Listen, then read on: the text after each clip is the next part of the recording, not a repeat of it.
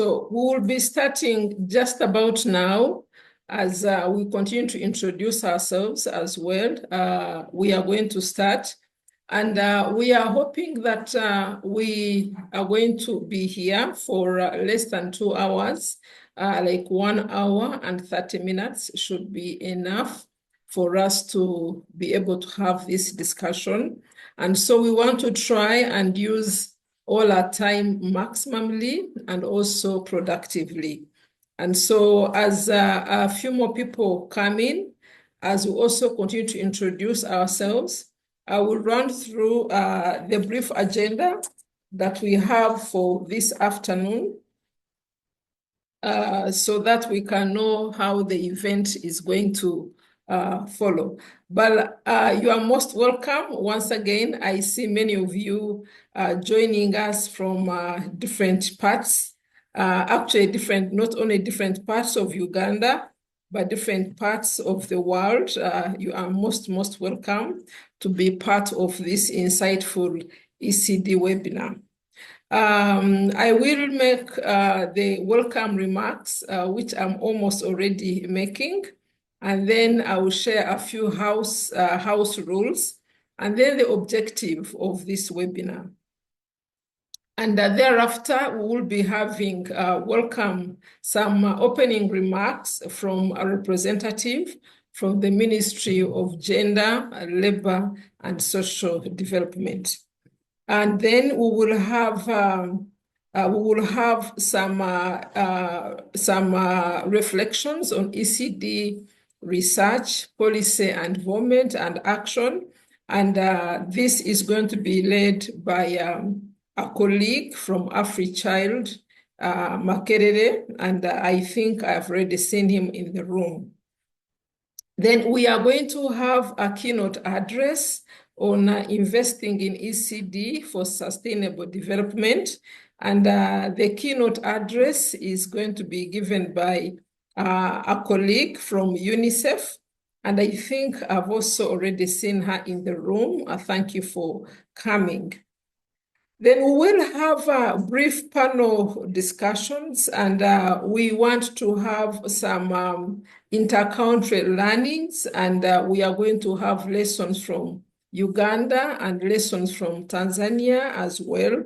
So this afternoon, we are fortunate to be able to learn on ECD investments and share our lessons between Uganda and Tanzania. And we will be having somebody from TECEC, and I think I've already seen them already in the room. Thank you so much for joining in. And then we are going to have a perspective from a development partner who works with us here at Nascent RDO from ICDI, based in the Netherlands. She will be sharing her own insights on how we can build collaborations, impactful ECD collaborations. And I've already seen her in the room. You are most welcome. And then we will finally then discuss some of the policy briefs which shape our ECD program. And these will be presented by a colleague from Nascent RDO. And I already see that she's already in the room. You are welcome. And so, ladies and gentlemen, I want to take this moment and welcome all of you for joining in this exciting webinar. We are very excited to have you all this afternoon. And already I can see in the room, we have representatives from the government ministries, from local government, from government departments, like UBOS, Uganda Bureau of Statistics, National Planning Authority, and many others, local government from Iganga district. We have universities in the room. We have universities that are in both from Uganda and also universities from other countries like Ethiopia, Tanzania. You are all welcome. We have research institutions in the room this afternoon. We are happy to have you. We have several civil society organizations, and you are most welcome. We have international development partners that include UN agencies like UNICEF, that include World Bank. We are happy to have you this afternoon. We have, like I've said, we have participants from different countries beyond Uganda to Tanzania, to Ethiopia, to the Netherlands, and possibly other countries I might not have been able to identify at this moment. But as you come in, we'll be able to recognize you as well. We might not be able to have each one of us share, but you are all very welcome to this afternoon discussion. As part of the rules, I am glad that all of us have our microphones that are muted.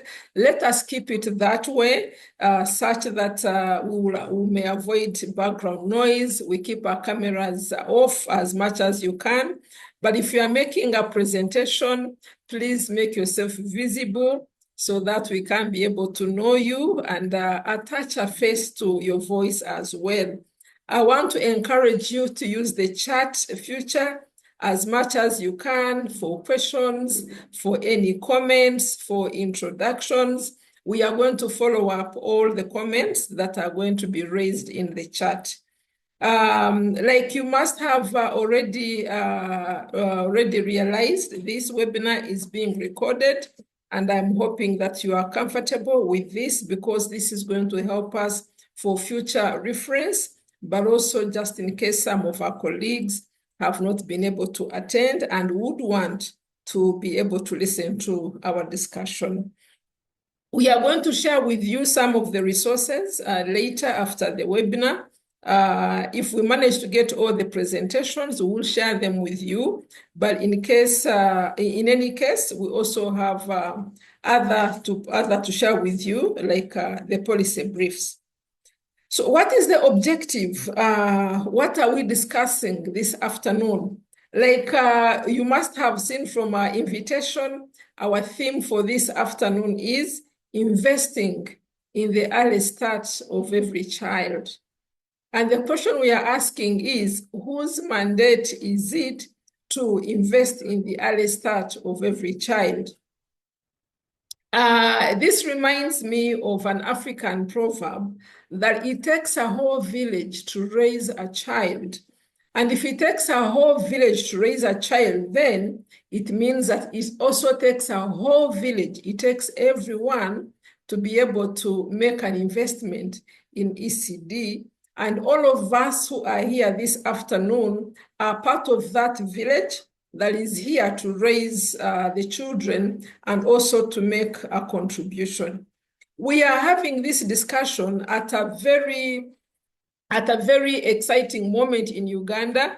Those of you who might have been following, just this week, there was a discussion chaired by World Bank on Uganda's economic update, the 24th economic update, which was just on Monday. And in this discussion, the discussion was really explicit on ECD as a priority that Uganda should invest in, especially with the revenues and the profits that the country is making. So the discussion appreciated ECD as an essential role, as having an essential role in harnessing, in helping for Uganda to harness the demographic dividends. And by investing in ECD, we are then able to nurture a healthy, skilled, and also productive workforce. And so our efforts today, and why we are here, is to prepare the individuals for, for who are going to drive the economic productivity, who are going to foster innovation, and who are going to accelerate economic growth. So it is important, therefore, for us, knowing that ECD is that essential, it is critical for us to then be able to discuss who has a duty to be able to make this kind of investment.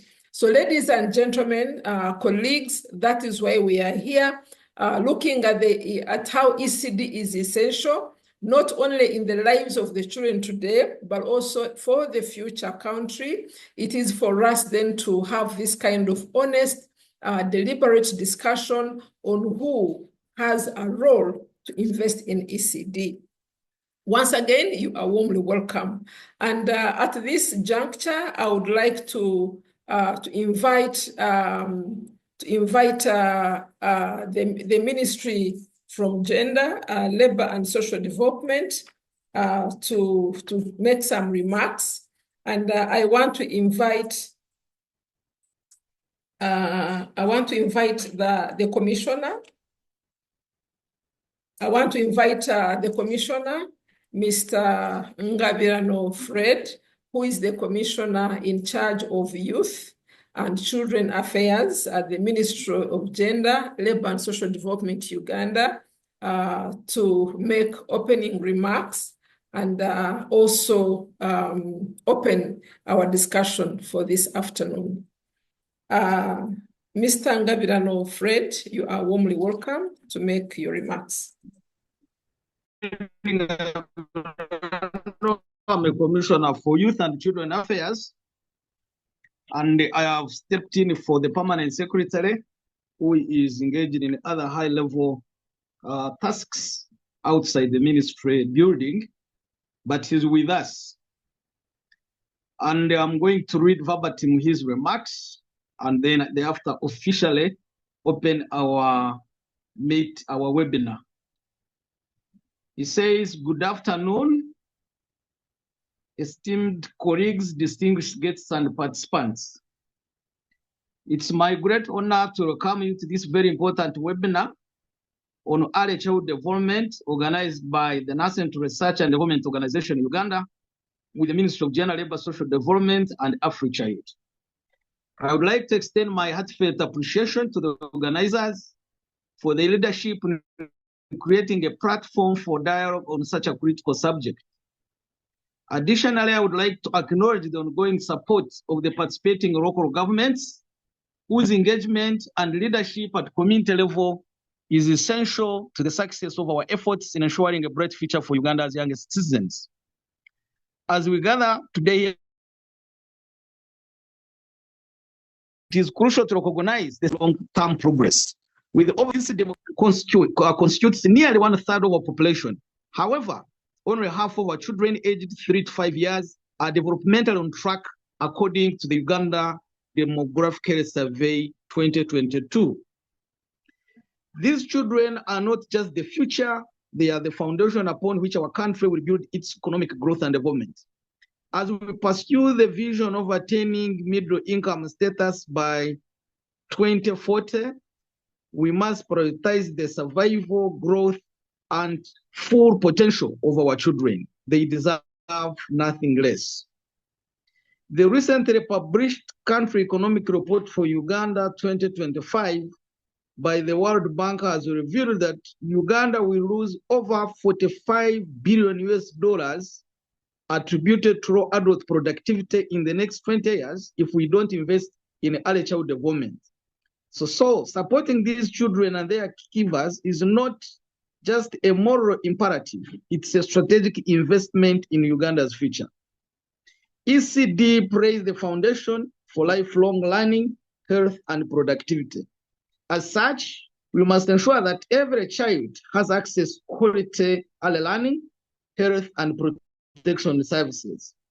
This is not only right for every child, but a necessity for the sustainable development of our nation. I am pleased to report that Uganda has a strong legal and policy framework in place to support early child development.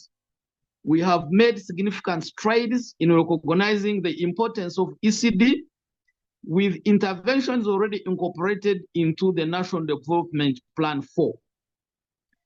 Last year, Cabinet approved the Early Child Care and Education Policy.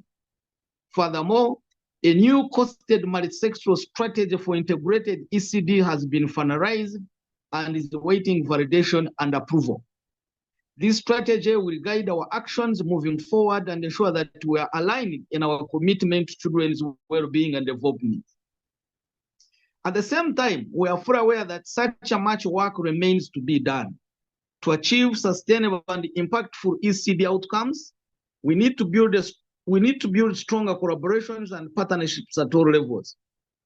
This includes strengthening the capacities of caregivers, communities, and government officials in all sectors, and the CS staff at all levels. We are currently mapping all ECD stakeholders to ensure that our efforts are coordinated and aligned, avoiding duplication of resources and ensuring maximum impact. As we move forward, I urge all of us to focus not just on processes, but on outcomes. It's not enough to merely have ECD programs in place. We must measure their impact on children's growth, learning, and well-being, and ensure that they are scalable, sustainable, and equitable. Our collective responsibility is to ensure that every child, regardless of their background circumstances, has an equal opportunity to thrive. In closing, ladies and gentlemen, I would like to express my deepest gratitude to all the participants, the organizers, and the local governments for their unwavering support in the ECD agenda in Uganda. Together, we can accelerate investment in ECD, ensuring that no child is left behind. I look forward to the rich discussions and actionable insights that will emerge from this webinar, and I am confident that with our collective commitment, we'll pave the way for a bright future for Uganda's youngest generation. Thank you, and I wish all of you a productive and insightful webinar. With all this said, I hereby officially open the webinar for God and my country. ADK Chibenge, Permanent Secretary, Minister of Gender, Labor and Social Development. Thank you. Thank you very, very much, Mr. Ngabirano Fred, for making those insightful remarks on behalf of the Permanent Secretary. Ladies and gentlemen in the room, if you are able to access a future where you can clap, please do clap your hands for the Commissioner, Mr. Ngabirano. We are so grateful to you. The Commissioner has laid, thank you so much. I can see the claps are coming through. Please keep clapping. Then now we know that we are all attentive. The Commissioner has given us a very strong background and especially has highlighted the significance of ECD in the economy, and also has also highlighted some of the legal frameworks that we have in the country in Uganda. He mentioned some of the policies that we have, and also he has also highlighted like the integrated strategy for ECD and how ECD is incorporated in the National Development Plan, very key guiding documents for the country. And we also appreciate the efforts, the ongoing efforts that you have highlighted, and we acknowledge the feedback you have given in terms of us as partners being mindful of the fact that the interventions that we implement can have an impact, you know, not just going through processes.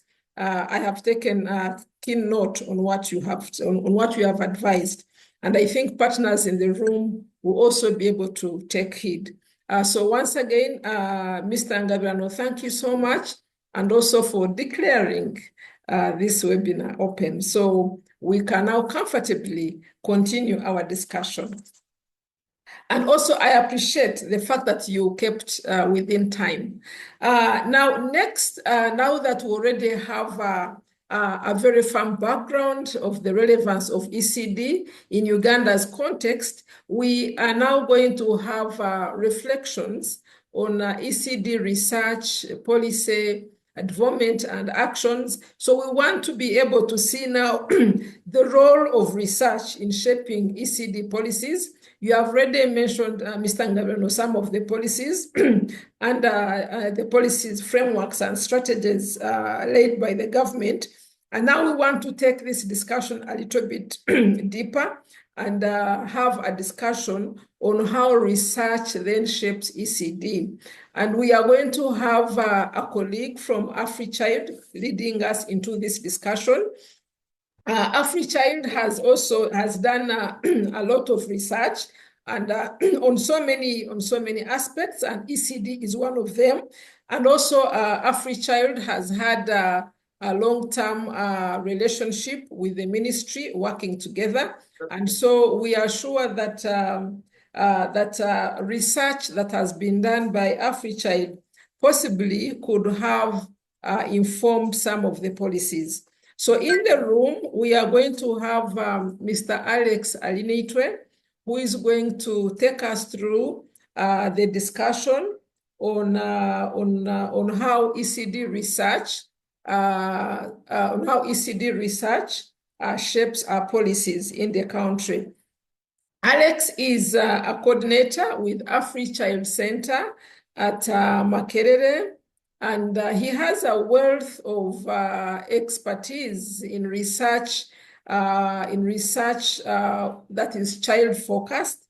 He is also passionate and has a wealth of experience, not only in research, but in programming in the fields of children and youth.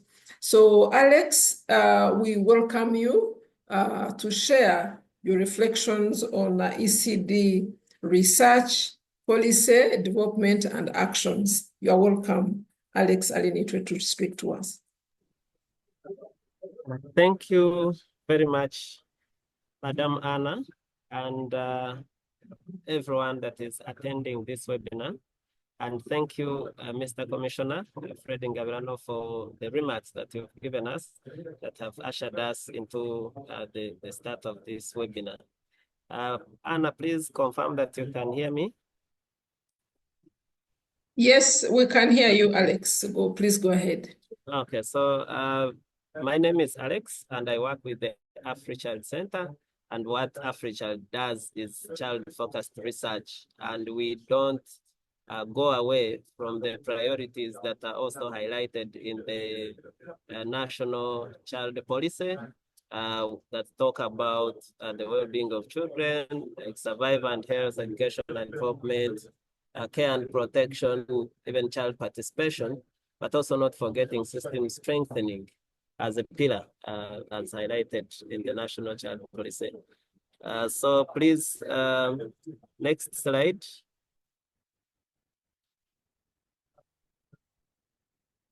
So this is just an outline. You can go to the next. So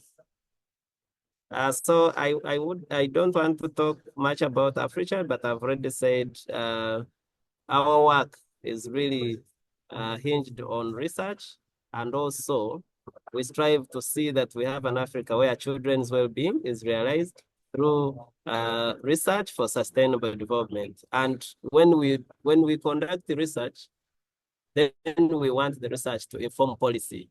So we conduct the research, but also we invest highly in the use of research evidence to inform policy and programming. So what I'm going to be talking about here, I'm going to be adding on what the commissioner has already shared with us, but a few studies, and some of them, or many of them, not even done by AfriChild, but the studies that we've even interacted with, the studies even conducted by our ministries, the studies that are even conducted by other individuals and organizations in the country. Next, please. Yeah, so just as a background, and also maybe to clear any bias, my presentation is going to be focusing mainly on the ECD component of the ECCE, or Early Childhood Care and Education, but we know that ECD has the health components, the care and protection components, which also work hand in hand for a comprehensive child development. So we see that the early childhood education, for example, it is very critical, but we know that it is underdeveloped. And we know that majority of the children, 3 to 5 years, who are expected to attend nursery school, but they have limited access. And this is mainly in the rural areas where we see that children really, they don't attend these services. But also when we look at the early childhood development in general and the situation analysis by Ministry of Gender, for last year, by the way, it highlights that Uganda has made some progress in improving services, but still challenges persist, including inadequate funding, of course, lack of trained teachers for the ECCE, insufficient infrastructure, and other things. Last year, we also had the cabinet approve the early childhood care and education policy, which is actually a baby of the integrated early childhood development policy. It was approved last year, but pre-primary education, for example, remains largely in the hands of parents and private institutions, despite this development. So the policy still keeps us in a situation where the caregivers and parents are in charge. But also we know that early childhood development is crucial for cognitive, social, and emotional development of all children. And then the economic yields or the economic returns, which everyone now is talking about in the room, we know that they are real, including having a skilled workforce and reducing social inequalities, according to UNESCO 2024. Next. But still under the context, we see in development countries, not just Uganda, nearly 40% of children younger than 5 are stunted or living in poverty. And this is a health or a nutrition issue, which is also part of the early childhood development. And that's according to those gentlemen, Mark Breger and others. But in Uganda, we also know that more than half of children 0 to 4 years are multidimensionally poor. A third of the children between 0 and 5 years, they are stunted, and only 14 of the children aged 3 and 4 were found to be developmentally on track, and the Commission has just cited that report as well. But we know that we are getting children because the fertility of every woman here is 5 children between the women between 50 and 49, the reproductive age, and also 3/4 of the ECD cohort lives in the rural areas. 91% of the children are not accessing pre-primary education. This is too big. This is like 1 child or even 0.9 child in 1 in 10 children are accessing pre-primary education in Uganda. This is very, very dangerous. And we see that over 80% of the population cannot afford fees charged for pre-primary education, which limits access. And this is according to National Planning Authority. We have already said that the accessibility is limited because it is privatized. And we also see here that is the same reason why we are seeing these numbers come back to our faces. For every 100 children of preschool going age, 9 were enrolled. Imagine, a 90% will wait until they are 6 to join primary education, most especially those in the rural communities. Next. We also, when we compare with our neighboring countries, we see that in Kenya, enrollment is at 53%, and then Tanzania, it's at 35%, and then Rwanda, it's at 9%. But in Uganda, we are saying it's 0.9%. So we see that really we are still lagging behind when it comes to to just this one component of ECD, which is the early child care and education. But we have also come across a report by the Budget Monitoring and Accountability Unit in the Ministry of Finance, which says that for every 1,000 Uganda shillings invested in UPE, the government of Uganda loses 600 because most of the children have not accessed pre-primary education. That's why you've had conversations in the rooms saying that P1 usually has like 3 classes. It has those that have gone through ECD. It has those that they have come from home when they are 6 to join. It has those who are 4 years and they don't want to stay home. They don't have anyone to keep them. They all go to P1, which becomes a very big issue. Next. But what is the benefit of early childhood development? We've already talked about cognitive development, and the different studies have highlighted how children that participate in ECD or even early childhood education exhibit better academic performance and social skills later in life. We have seen some people saying that children who attend high quality ECCE programs exhibit better cognitive abilities, but also equipping children with foundation skills, fostering school readiness, and enhancing their ability to succeed academically. The study, which was conducted by UNICEF, has most of the data around that. But also the early investment on ECD is crucial in mitigating different challenges. We've seen that if you invest highly in health, you avoid stunting. If you invest highly in early childhood education, you mitigate school dropouts at the later age. We've seen that if you invest highly in health outcomes, in child protection outcomes, you mitigate the incidences of and prevalence of violence against children in the future, by caregivers who maybe underwent violence when they were growing up. So all the evidence is there for us, and we all know that early childhood development is something to focus on. Next slide. Then the economic benefits also for the education outcomes. When you invest in ECD or ECCE, there are better job prospects which contribute to longer-term economic growth and poverty reduction. And these studies have been really cited by World Bank 2023.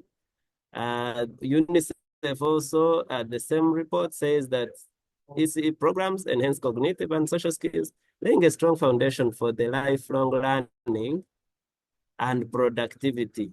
When you equip children with essential skills early on, Uganda can foster a more capable and economically stable population. And this also speaks to, for example, the children who are, instead of going to school, they are involved in child labor.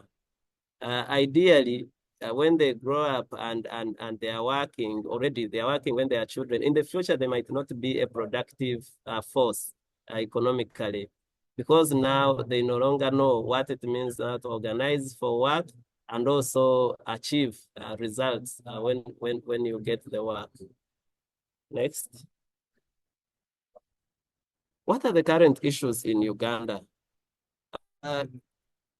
For people in the sectors of early childhood care in education, we know that in 2020, enrollment of children reduced, and this was majorly because of COVID, but also other factors.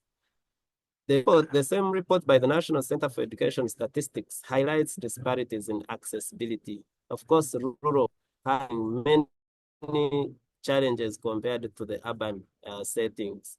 And these include the geographical factors, socioeconomic factors, but also where low-income families face constraints, according to the study by Reichse and other colleagues. But the quality also, there is to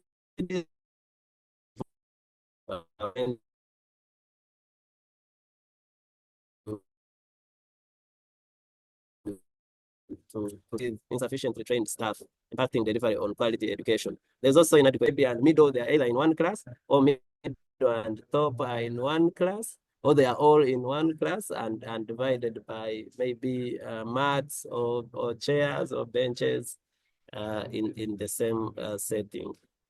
But also, only 30% of the ECD centers meet the minimum standards for infrastructure and resources. That's according to the Ministry of Gender report for last year.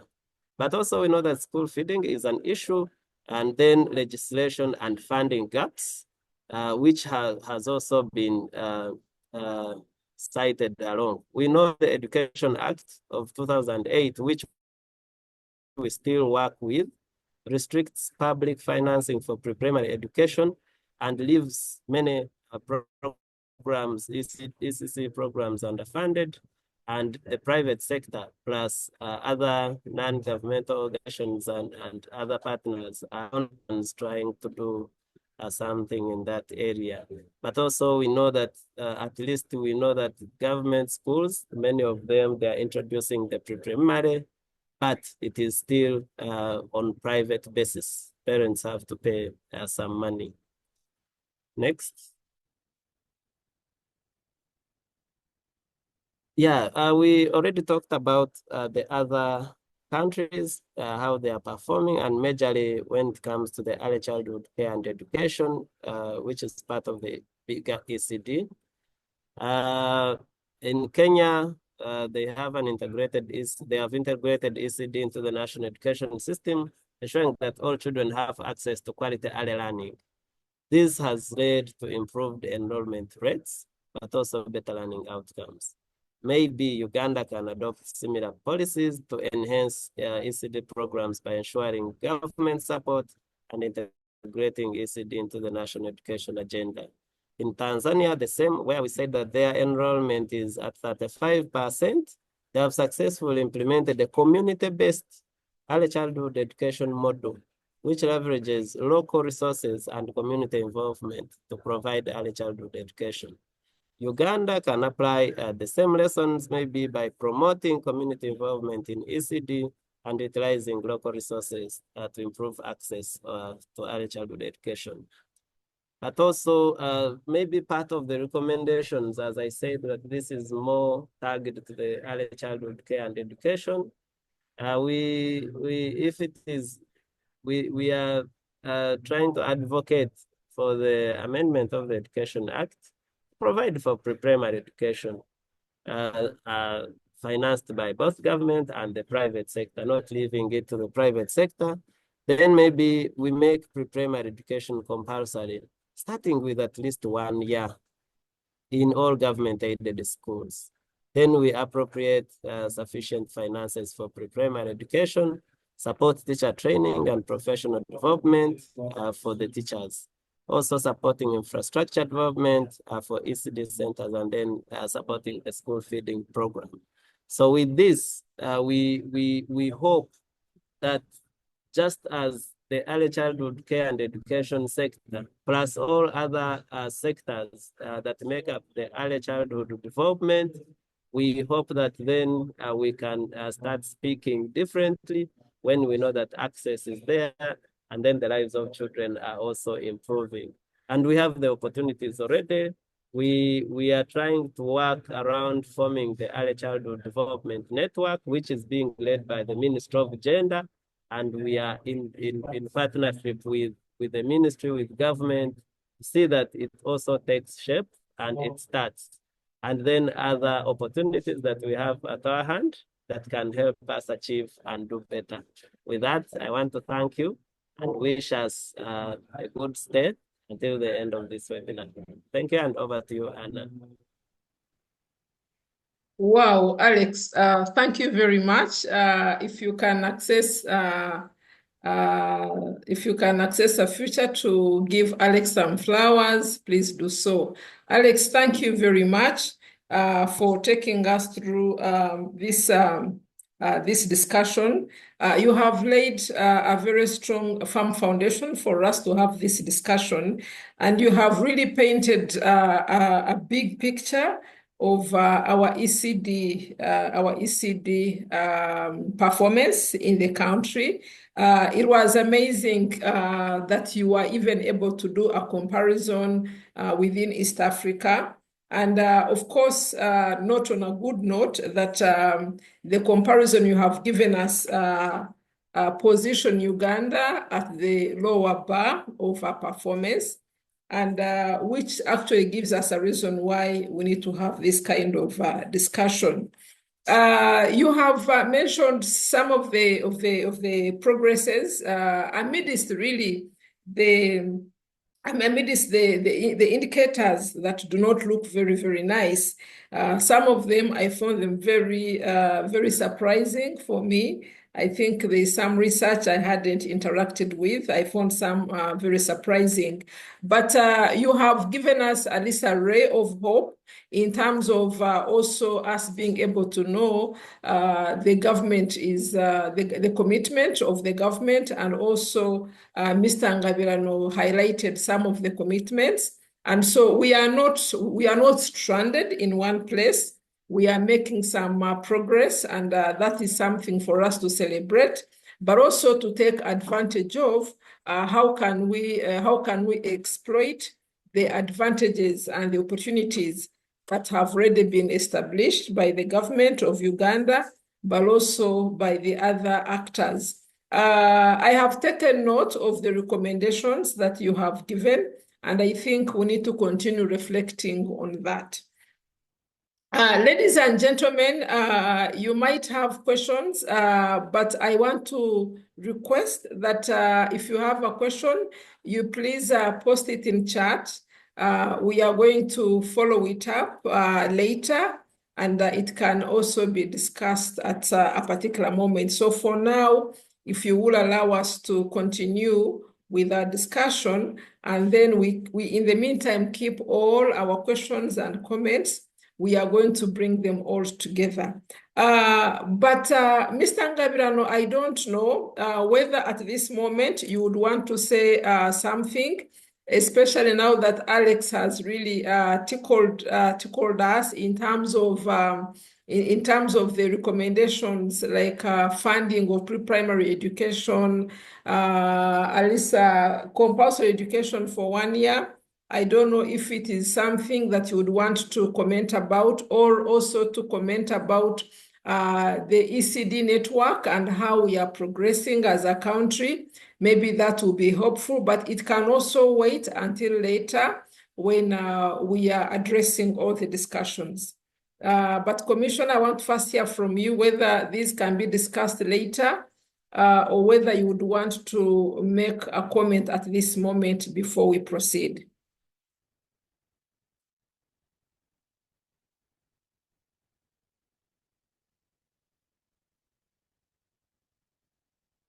Okay, we can possibly continue. Since my video is on, I am not able to see quite a number of activities that are taking place, but it is something that we are going to follow up with you, Commissioner, possibly. Okay, now that we already have a policy kind of research that has shaped, that had helped us to paint a picture of our ECD performance in the country. We already know the framework within which ECD programming happens, as explained by the Commissioner, but also as Alex hinted on. We now want to carry this discussion further, and at this moment we are going to have a keynote from a representative from UNICEF. But before that, I want to first recognize each of you for making the time to participate in this discussion. Thank you so much for creating this time. Thank you so much, all of you who have come from different corners of the world. I've seen people from England, you are welcome. People from UK, you are welcome. Ethiopia, you are welcome. Tanzania, you are welcome. Uganda, you are welcome. Netherlands, you are welcome to be part of this discussion. So we warmly receive you, and we look forward to engaging more deeply as you go ahead this afternoon. Right now, we want to take this discussion. We are actually like in the midst of our conversation right now, and so we are going to have a keynote address from Daphne.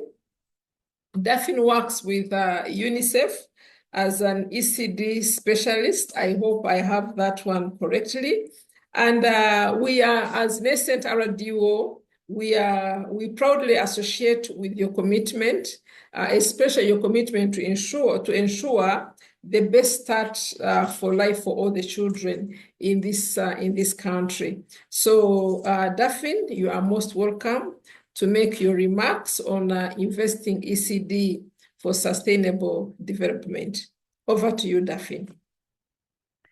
Thank you very much, Madam Kamsime. I just want to check if you can hear me. Yes, Daphne, we can hear you very well. Okay, and I have also put my video on. I want to give you my greetings on this very warm afternoon in Uganda. And thank you very much for giving me the opportunity to give these remarks. I really do not take it as granted. I want to recognize all colleagues in the webinar. I've had government representatives in various capacities at the national and subnational level. I've heard that the academia is here, CSOs, implementing partners. We have a myriad of global ECD enthusiasts in this room, and I think it is really fitting, and I'm glad to be able to have this discussion with you already. What has been shared from the Commissioner and Alex has been very insightful. Some of it is also going to come out in my presentation, and really this really speaks about the criticality and the importance of ECD. And I just wanted to stress by saying, you know, the time for these young children, the time is now. We cannot wait any longer to support the development of our young children. Every minute that we talk, a child is being born, a child is indeed in need of these services. I'm sorry, I'm trying to, Madam, and if you can forgive me, I'm trying to share. I don't know if people can see my presentation now. Yes, we can see I'm sorry, I hadn't shared with this. Now it has come earlier. Yes, now okay, it has great. come. Please forgive me. I didn't share this with the organization earlier. I just resumed work today after 3 weeks of leave, and when I was told about this presentation about 2 weeks ago, I said even if I'm on leave, that is a very important one. I would even have done it while I was in my break. So it's really a privilege to be here.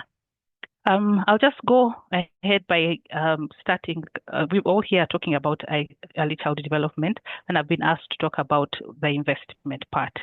I wanted to highlight, I think Alex and the Commissioner have brought out some very important points about the benefits of investing in ECD, the economic ones. Less talked about is the social social benefits of investing in ECD. We talk about how ECD is a big contributor to fighting poverty. And really, we know ECD is one of the strongest predictors of a child's success, not only in school, but also later in life. And this success gives not only from the child level, it gives to the family level, it also gives the community level, and has an exponential benefit to the family level. So really, investment in ECD, when we talk about investment at UNICEF, we don't look at it as a cost. We don't look at it as an expenditure, because often the excuse that is given to us about why any sector is not prioritizing ECD is, well, we don't have the funding for it right now. I'm going to try and make a case to join the call of many others before me, both globally and nationally, on why it is important and why we should not see it as a cost or an expenditure that we don't have the money for now, because you already it has great returns, but also the cost of not investing in it, you pay for it still. So either way, you're in a catch-22 situation if you're not prioritizing or investing in ECD. So you forgive me if I don't go deep in some of these slides, because I feel I'll be repeating. Some of these were highlighted by members in this meeting. I'll just touch a bit on the global aspirations for young children. These are entrenched, one, in the CRC, the Convention on the Rights of Children. ECD is prioritized. And along with that, we also have the Sustainable Development Goals, particularly Goal 4.2, which talks about ensuring that all girls and boys have access to quality early learning, early childhood development, care, and pre-primary education in readiness for pre-primary. In Uganda, and I am aware that this is a global meeting, and I'm going to shift between Uganda, where I'm based, and where I can. I'm going to give you global examples. But in Uganda, the government of Uganda, as Commissioner Gabirano has highlighted, has really looked at the importance and agreed that we cannot ignore ECD. And we have done that in our NDP 4 and 3 and coming 4. We've also have the National Integrated ECD Policy, which looks at looking that all children in Uganda grow and develop to their full potential, ensuring that integrated services are delivered. In this meeting, we've talked a lot about education, that I want to remind us, or I'm also coming in to show that ECD is something that needs a multi-sectoral investment. And we have the health and nutrition, education, protection, water and sanitation, as well as parenting, very critical in supporting the growth and development of young children. And then we also have the ECCE policy of 2024, whose vision is to ensure equitable and sustainable access to ECCE services. And I think I just want to highlight in reflections and discussions here that colleagues, as much as we have been talking about coming together to advocate for ECCE and ECD, I feel like as a journey, we've come a long way. Just 10 years ago, if you talk about 2014, ECD we were not talking about ECD to the level that we are doing now, and the access was even much lower.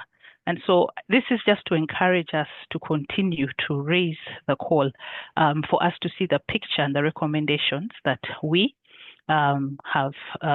we need to call for to ensure that a child is supported to reach their development potential. And in doing that, I've highlighted the importance of looking at it in a multi-sectoral way, because the child is one, but they need all these things. You can give the best access to quality preschool, but if you're not supporting with the other components, you're really not doing much for this child. And as the UN and WHO, they've developed what is called the Nurturing Care Framework. And so if there's anyone in this room who has not heard of it, there's a URL address at the bottom of the screen, bottom right, that's looking at, that can give you more details about it. But basically, it advocates for these 5 core components. These are non-negotiable components that we would ask in implementing ECD programs. You look at them, because ECD is a life cycle, which starts from preconception, conception, up to when a child is 8 years. So looking at the health and well-being of children and their caregivers, remembering that even before the child comes to preschool, they need to have a good foundation, that they are born in a safe and protected environment, that the diseases that would prevent them from having life are dealt with, identified, and dealt with early. They would need adequate nutrition. This is both maternal and child nutrition. We know that mothers who don't have the adequate nutrients while they are carrying their children also pass on these deficiencies to their children, and the cycle continues. Responsive caregiving, and this really is looking at the caregiver and child interaction. Very, very important for children mostly below 2 years old, because these children haven't yet come to an ECD center, and the access to daycare and other such facilities is still very low in some of our countries. So the ability of the caregiver, mother, father, anyone who is taking care of the child day to day, to be able to notice, to understand, and to respond to a child's signals in a timely and appropriate manner. We know that this is very, very important in the first 1,000 days in supporting this child's development.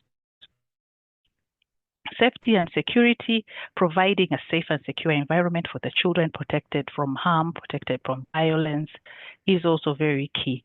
And then lastly, opportunity for as early as that. And so that while we say yes, we want the children to have access to quality preschool, let's look at the whole spectrum, because the development has begun as early as when the child is conceived. I remember Commissioner mentioning the caregivers, and here caregivers are really talking about parents. And so noting, as I've just said, caregivers are the ones who are closest to the children, and so they're the best providers of the nurturing care. So the parenting programs that are provided need to be able to strengthen parents, be able to give them the skills to be able to look after their children, to be able to support and nurture that development. What I mentioned about noticing the signs your child needs, looking at where they are developmentally and supporting them through that path really helps build the strong foundation. I think a lot of you will have heard about the Lancet series on the first 1,000 days. Recently, we've had another launch of the next 1,000 because we've realized that there's a lot that has been done between conception and 2 years, that children are actually doing better, but they begin to regress afterwards, before primary school, from 3 years to 5 years. And I'll be showing you a little bit about that situation and where we are in Uganda shortly. Some of the factors that are threatening early child development globally, and this was mentioned by Alex, but I want to talk about these 7 factors that we highlight in UNICEF. Poverty. We can't speak. Poverty is a key one, and we can't say enough about it, and that's continuing poverty. But the one thing that can help us break this barrier is investment in quality ECD programs. We have food insecurity.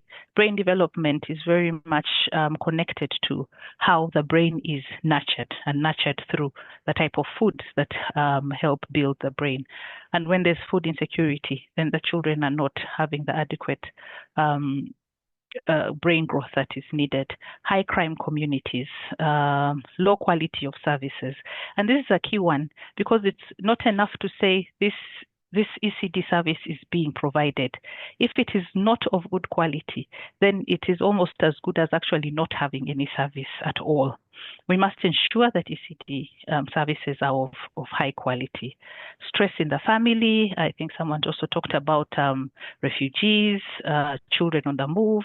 We have children on the street, and stress in families for various factors, economic or other, can lead to detriment in child development. And lastly, child abuse and neglect. I've already talked about violence and the effects that can have on the children. Okay, so we're talking, it was talked about a bit earlier about the multiple deprivations. I think Alex alluded to how what is affecting children accessing quality ECD as an outcome. I borrowed this from a presentation from our UNICEF Eastern Southern Africa office that looks at countries in East Africa all the way up to Southern Africa. And these are some of the deprivations that they've highlighted affecting all these countries together. In Esaro, Eastern Southern Africa, we have 50 million unregistered children. So one of the main rights a child has is that they have a right to an identity. So if that is not recorded, then who are they? This is an area that we are still grappling with. 4 million children who don't have access to their zero-dose immunization. We have 26 million children who have stunted growth. Only 43% of children receiving responsive care.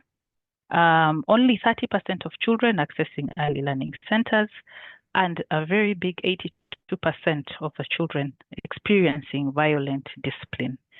Total of all the children in Saro, 66% of children are at risk of development delays.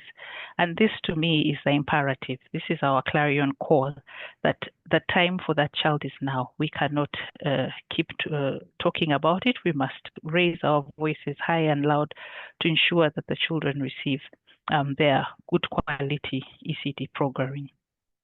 Now, colleagues, on this slide, I'll ask for your forgiveness because this is picturing getting data from the 2016 UDHS. I am here to update this slide. We're trying to look at how the nurturing care components, what we are doing, the key issues affecting us in Uganda. And I can say, just on the top of my head, that while we are making improvement in factors like under 5 mortality, maternal mortality, and also looking at issues of stunting, in terms of good health and adequate nutrition, in summary, we are doing better in Uganda. However, when it comes to issues of safety and security, the prevalence of violence remains very high. Children who don't have birth certificates, still quite high. We also, when we look at the issues around opportunities for early learning, this has been said, a large number of children are still not accessing quality early childhood development programs. When you look at also factors like responsive caregiving, at the time, 37% of children who are under 5 years were left alone. I mean, I just want us to picture this. A child who is under 5 years, who was left alone for more than 1 hour, or left under the care of a child under 10 years. This is not responsive caregiving. And yes, while we understand parents may be having pressures or stress, we need to devise the solutions to ensure that these children are supported. And so the smart thing for us to do, it really is to invest in early childhood development. It is a smart investment. And I'm sure a lot of you have been exposed to this curve by James Hackman that's about having the highest investment for children from the prenatal stage and up to when a child is 5 years. And only decreasing your investment as you go in. So it is important that the earlier you invest, the higher the returns that you have. So to have better health, you have enhanced learning and earning, you have poverty reduction and fewer inequalities. Globally, they say the return to investment is about $2 to $18, depending on the context. And the highest return from investing as early as possible in disadvantaged families. And as I mentioned earlier, children with disabilities, children on the move, children with disabilities, those who we identify as orphans and other vulnerable children. It is very important for us to be able to prioritize our support and funding to support these children, because while we have a good return on investment for children, it is even higher for these disadvantaged children and families. Here, we're looking at now, based on the other curve. Remember the Heckman curve? The higher the investment should be at this age, and you reduce investment as the child grows. But what we have currently in Saro, this is based on 2017 data for East and Southern Africa countries. They've looked at this and they've said that between 0 to 2 years, we're only investing $207. And so, while our investment should be up here, 600 and above, we are only at 200. The investment drops drastically between 3 to 6 years. It goes down to $80 to $88. Why? I think this is a critical question we should be asking ourselves. And remember, if I come back to the Heckman curve, really the next after prenatal 0 to 3, our funding should still be quite high, and preschool. When it comes to schooling, we are reducing because we've made the key investment. But for us, we're in the inverse. When it comes to school, formal age school, about 6 years, that's when the investment goes up. We're at $400, and we continue to invest even more for children who are older. So I think this is really a conversation that we should be coming together to advocate for. What is the cost of inaction? I think I mentioned earlier that even if we say, oh, we don't have the funding for this year, we'll come to it later, even not making any action has a cost. So the part in action is a loss of 37% of your adult income. So me not having quality ECD, as an adult, I will earn 37% less than what I could have earned if I had had quality ECD. That, and as I mentioned earlier, investment in ECD, the way it benefits you as an individual, it benefits your family, it benefits your community, it benefits the nation. So the society cost of not investing in ECD, it comes up to 2 to 3 times the annual public health expenditures. So I don't work in the Ministry of Health. They can let me know how much they spend annually on public health expenditures. Not investing in ECD costs us 2 to 3 times of our annual public health expenditures. And I think that really is too high of a cost that we should not be taking. So now, I was asked to talk about the cost-benefit analysis that UNICEF, working together with Ministry, we consulted with Genesis Analytics, an international firm, to look at what is the cost-benefit for investing in ECD and ECC in Uganda. And like many people had mentioned, I want to go back to this slide, if you forgive me, the key issues children are facing in Uganda. Much as we said that many children are not accessing ECCE. When we look at the UDHS, and it was mentioned here, 55.8% of children between 24 to 59 months are developmentally on track. That statistic, much as it's bad, I can see it on the inverse, it looks good. Half of the children are developmentally on track. But when you look at the details within the statistic and you break it down further, and you say children who are between 24 months to 35 months, we have 75% of them developmentally on track. And I come back to what I mentioned here around good health and nutrition. We've done some good investments in supporting the children, and they are showing, and on the parents who are supporting children when they're younger. But it seems to go down as the child grows older. When the child is 2+, 3, 4 years, that support is missing and they seem to be lost. And on the inverse, you can see also in this graph, this is an age group that we should be paying attention to. But I want to come back to this and say, to give you the statistics. So children between 36 months and 47 months, only 56% are developmentally on track. So remember, when we put all of them together, 24 to 59, we say 55.8 are on track. But when we come down to children who are 36 to 47 months, only 56 are on track. When you come even further down to children who are 48 to 59 months, only 35 are developmentally on track. And this really speaks to the investment in quality early childhood development programs, the preschool, the nursery education that a lot of people in the room have been advocating for. So in Uganda, we actually have the research that can help us with our advocacy. The research showed that for every 1 Uganda shilling invested, you get a return of 16.3 shillings. And I don't know how much, some of us are in investment clubs, some of us look for ways to make our money grow, but I don't know whether we get such large returns on investment as this. There were 3 scenarios for implementation. I can flash to you these details. They're in a separate sheet because they are very detailed, and I don't know how much we have time to put into the details with, but I'll flash for you. 3 scenarios recommended for government to be able to implement universal access to early childhood care and education programs. I'd invite colleagues who want to look at the full report and dig through it deeper. I have provided a link within the attachment. But just, if you allow me, just before we go to that, let me flash to you the scenarios. Please, colleagues, you will forgive me. Here we go. I hope you can see them now.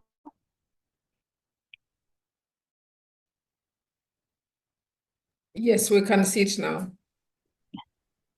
Okay, thank you. Thank you. So these scenarios were termed A, B, and C. And each of the scenarios varies in terms of speed, costs, and projected outcomes. So the first scenario was talking about fast scale up. If 2025 now, if we want by 2023 to have all children accessing pre-primary education, we would invest highly now, but our returns, the cost decreases over time. So you'd make a very big fast investment, because in the first 10 years, for example, because you're building, people have talked about it, building classrooms, training teachers, that amount would be very high. And when you look at the details of it, so it would cost us about 4.6 trillion with recurrent costs of 1.237 trillion and capital, as you can see, the highest of this 4.6, the capital is 3.2. Once that investment is there, it's set. Your next years, you'll be reducing how much money you're going to invest in this. So if we want to take the bold move and say, we are going for the fast scale up, let's prioritize all our resources. This scenario of returns for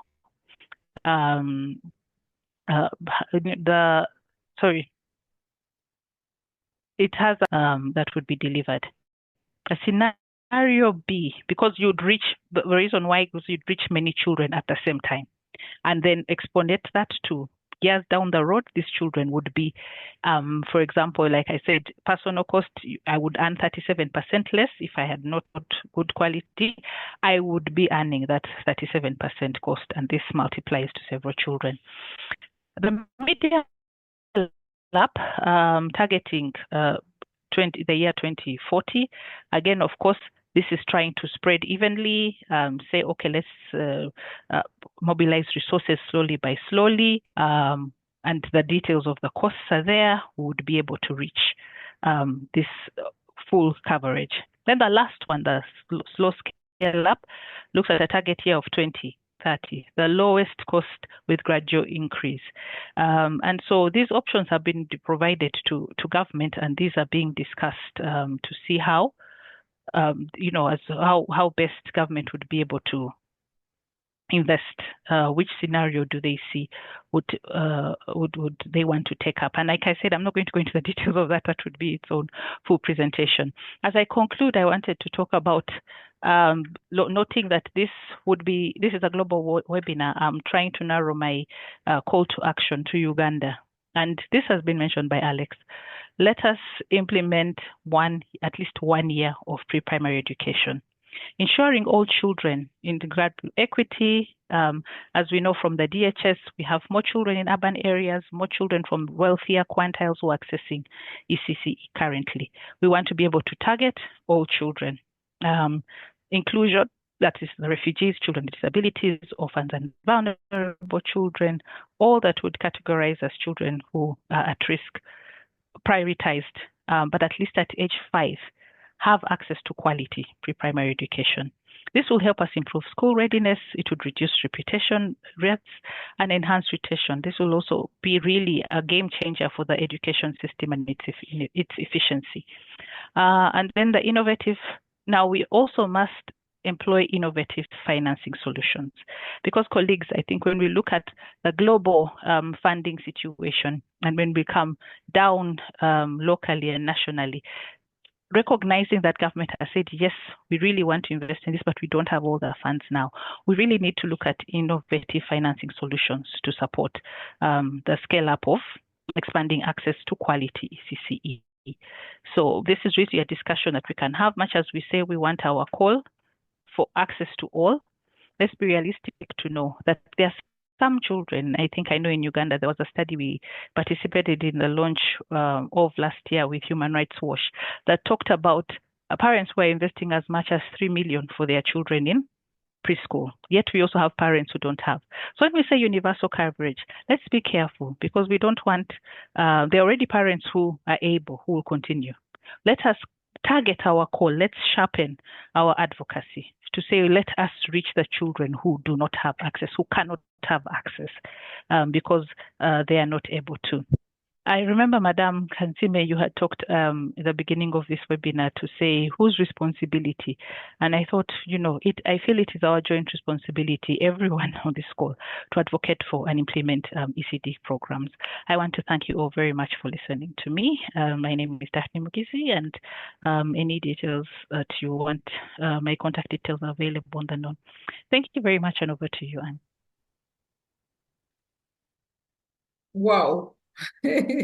Wow, really, thank you so very much. I want to add my voice to the many in the room that have already acknowledged the fact that this has been an insightful presentation. Thank you so much also for swinging into this presentation right away from your leave. When you were giving us the investment mathematics, let me say, I was amazed by the investment mathematics. And I mean, I have never seen any investment that has such a high level of return like you have explained. And I think colleagues in the room would want to take a look, take time and study this kind of mathematics that you have given us. You have really made ECD very, very urgent. And even as you are discussing, I thought we could have this discussion with you, like for a much longer time with you, and you even open up. I know we share so many and we ask you questions. It has been very insightful indeed. But also for me, the urgency, it kind of kept me on my toes. And it reminded me of another African proverb that a child who is not embraced by the village will burn it down to feel its warmth. So if we want the children to support the village to grow, then we need to embrace them. Then they can be able to make this kind of contribution that we are aspiring so much for. So thank you so much, Daphne. I've already seen many people are requesting to have this presentation, and I think this will be available after later on. You have really explained very well about the social benefits. You have noted the progress. You have once again added your voice to the gaps that are there. But also you have given us some of the recommendations that we can be able to think about. But more importantly for me, it is that you have charged us to be able to take this even more seriously, more urgently than before. So thank you so much for this note. As we come close to the end, we now want to listen to partners that are implementing programs on ECD. We have talked about, of course, the importance of ECD. We have talked about the urgency. We have seen the gaps. Now we want to narrow it down to be able to learn from some of the interventions that partners are implementing. And we are going to listen to two presentations who are going to share a bit of their lessons on what is working for them in the different programs. We are going to have a short presentation, really so short, within only 10 minutes. We'll have a presentation by someone from Nascent RDO, who are the hosts of this webinar. And we are going to have Caroline Kamsime, who is a community facilitator, to share with us what is working. Caroline engages with the community, with the children, with their caregivers on a daily basis. She puts her hand, she extends her hand and her smile every day to these children.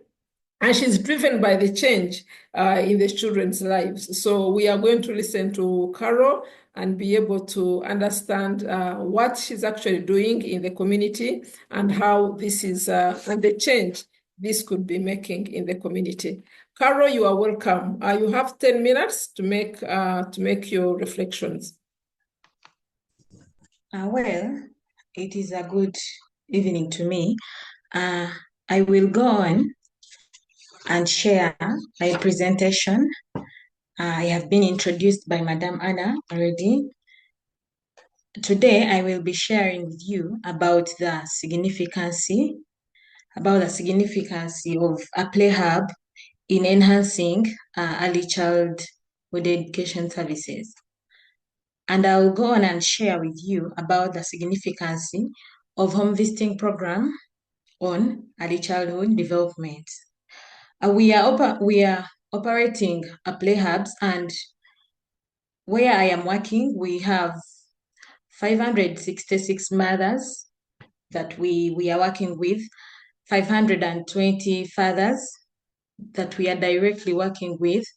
We have 3,172 children that have been served in the play hub, and 1,678 children that are all over the households that we are directly working with, and 807 households. Of our interventions, we promote cognitive development among children. For example, we have puzzle games, we have memory games. We also promote physical development of children through activities like climbing, seesaw games. For example, you can see these children, Derek, a little back, you can see these children on a seesaw trying to balance, and yeah, we are promoting their physical development. We also promote language and confidence development at the Play Hub. As you can see, children, they communicate to one another. Through that, children are learning through games like storytelling. We also promote creativity and imagination. This is a boy. He drew a picture of a mother. So we are really creating imaginations and also promoting the children's creativity. In our operations, we emphasize caregivers' involvement in play activities. We give priority to male caregivers. As you can see in this picture here, men are really engaging in giving this play time with the children that they have. We will go on, and I will discuss with you about the impact. The Play Hub has created a large impact on early childhood development. Through the Play Hub, we have really seen like strengthened parent-child relationship. Through the bondings that the parent make in the Play Hub with their children. For example, a little back, you saw a photo of mothers who were painting their children. This is creating a strong emotional connection between parents and children. Through the Play Hub, there has also been reduced numbers in delays of developmental milestones. Children have been given that chance to at least explore and play, have those physical development activities, and we have really reduced the delays in development milestones. Through the Play Hub, we have also improved on the health. We have improved on the health of children and mothers due to the different training sessions that we carry out, we give to parents in our Play Hubs. And we can see in the next slide, Derek. Yes, this is a health worker. She was engaging these mothers on health issues of a child, immunization. She is a midwife at the sub-county where we work from. Then still, out of the Play Hub, we have a mobile Play Hub that has made like learning more accessible. We have extended services to these communities where we are working with. Next slide. Yeah, I want to share with you a success story at our Play Hub. At our Play Hubs, we have a child who came to the Play Hub, and this child was too shy. She always cried just because she feared to associate with people.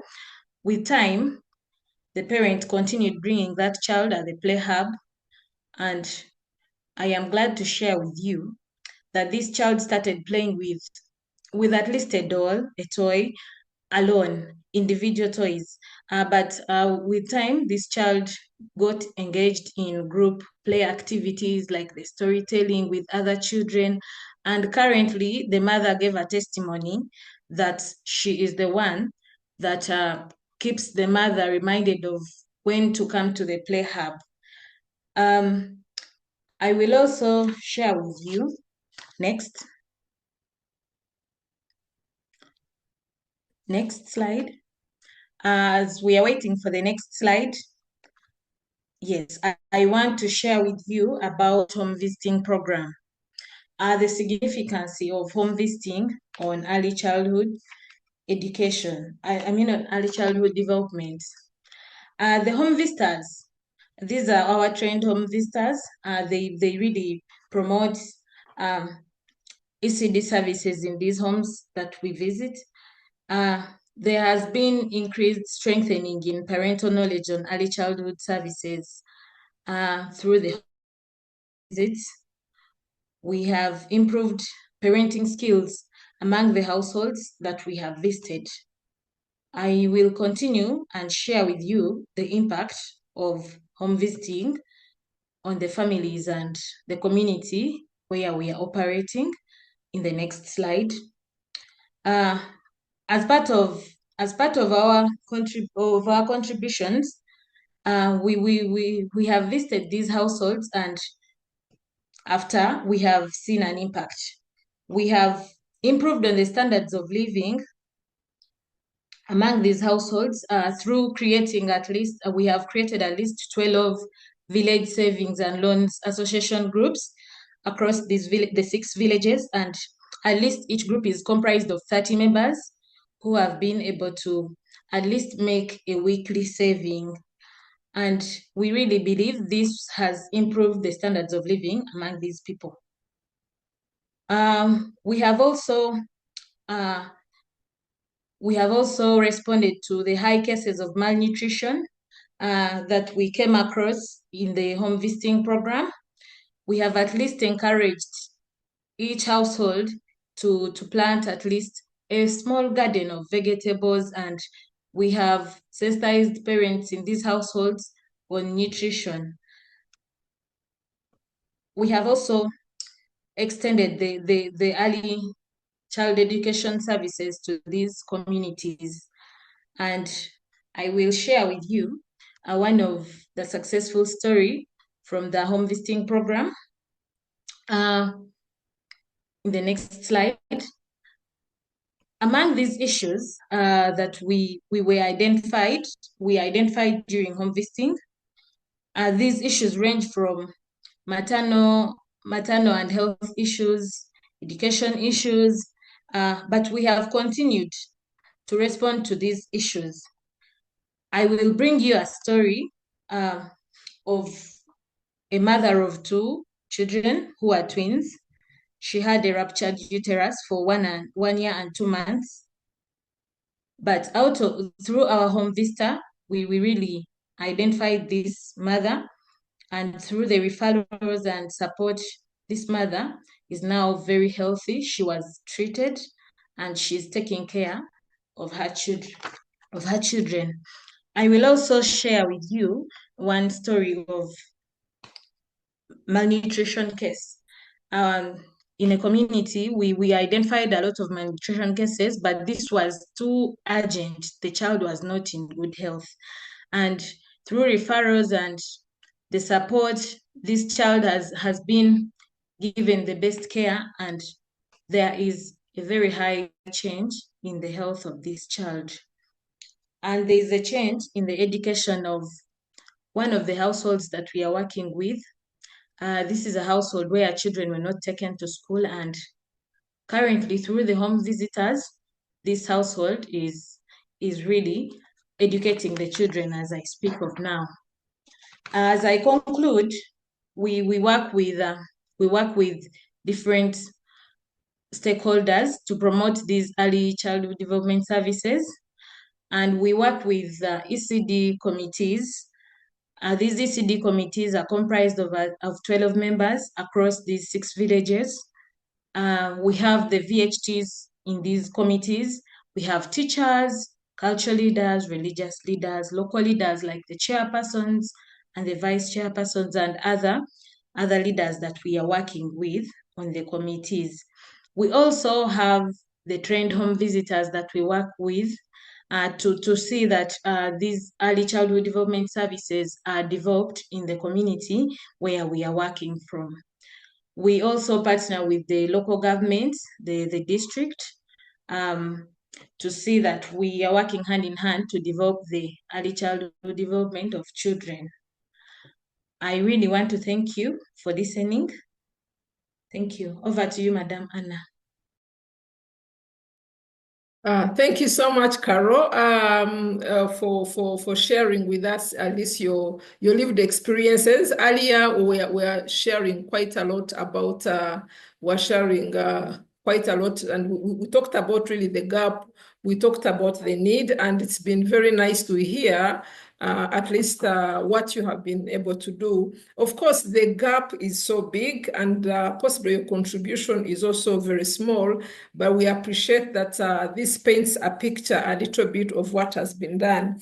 And I think this, in a way, responds to the call that Mr. Ngabirano raised earlier when he said we need to move away from processes to be able to touch and to see an impact that is coming out.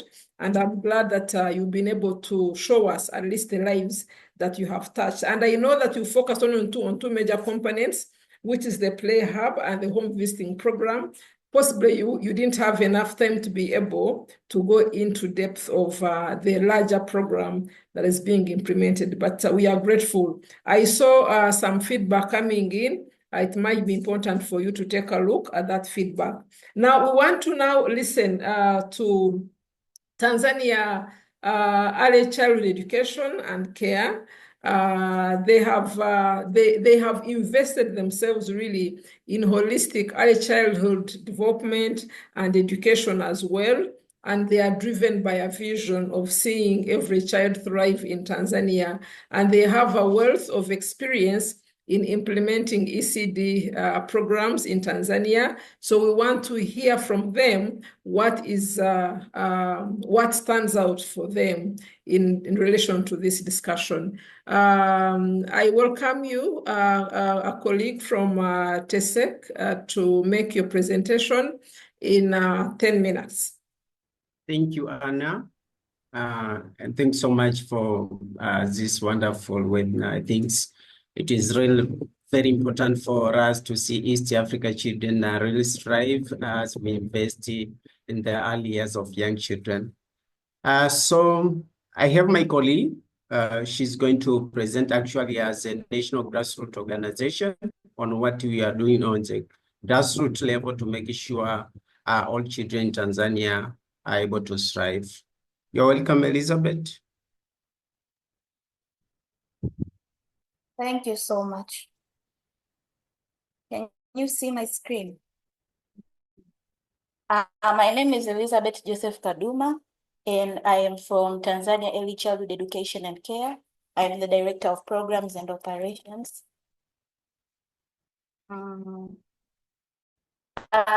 Just imagine in Tanzania, in low-income families who are experiencing developmental delays. Hello, Elizabeth, just a moment.